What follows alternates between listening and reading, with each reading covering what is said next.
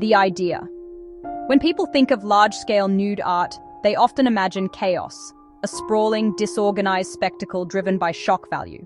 But that's a fundamental misunderstanding of the intent. I don't see chaos, I see choreography, a meticulous dance of human forms, where every person is a vital note in a larger composition. Think of the quiet reverence of a museum opening, where people move with shared intention, or the logistical precision of a marathon, with thousands of runners guided by a clear system. Consider the focused collaboration on a film set, where every crew member has a specific role. Now remove the costumes, but not the craft. That is the core principle. This event was never about shock. It was an exploration of vulnerability and trust, executed with the discipline of a professional production. It was about structure, built on a foundation of unwavering consent, transforming a space the size of a city block into a single, shared canvas. The plan.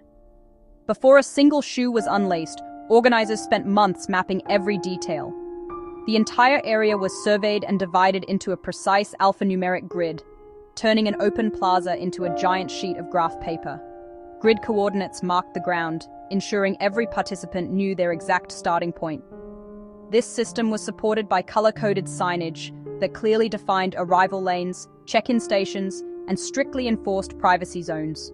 Upon arrival, each participant received a wristband, a specific grid assignment, and a simple, clear brief covering the 4 key elements: timing, posture, where to look, and when to move. Nothing was left to chance. The volunteers were the backbone of the operation, trained like professional stage managers. They conducted constant radio checks, managed runner teams for supplies, and relayed the artist's direction through a quiet, efficient hand signal system. Nearby facilities were planned with the precision of a music festival. There were designated changing tents, water stations, a fully staffed first aid post, and even heaters to provide warmth during the cold morning hours. Drones and cranes were positioned to capture the stunning geometry from above, while ground cameras were managed by crews trained to maintain respectful framing at all times, focusing on form and pattern over individual identification. Consent and care. The guiding rule was absolute. No consent, no image. This wasn't just a suggestion, it was the ethical framework for the entire project. Every participant signed in and was repeatedly reminded that they could opt out at any moment, for any reason, without question. To facilitate this, designated shadow zones, areas completely off camera, were clearly marked and available at all times. Security was present but discreet, maintaining a respectful perimeter. More visible were the welfare stewards, a team focused entirely on dignity and comfort. They had blankets at the ready, managed escorted paths to facilities, and ensured the lines between public and shooting space were never blurred. The atmosphere felt less like a public spectacle and more like a quiet, focused community rehearsal. It was the culmination of hundreds of small, individual yeses, all aligning into one careful, breathtaking picture. The moment.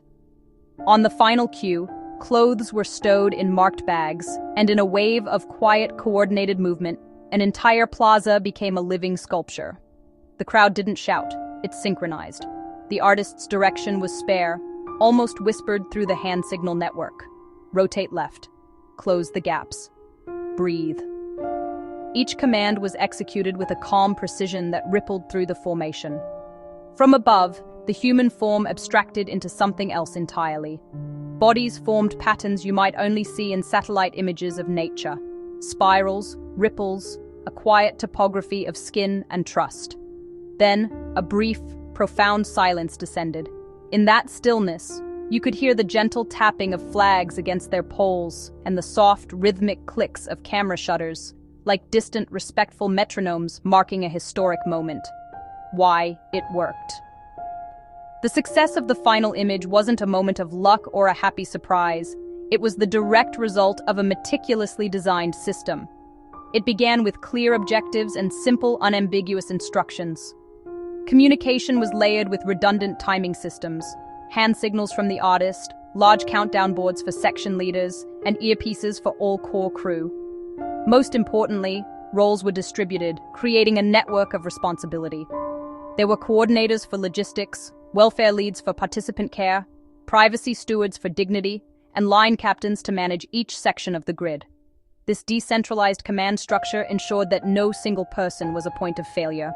It was a system built on trust, empowering hundreds to move as one.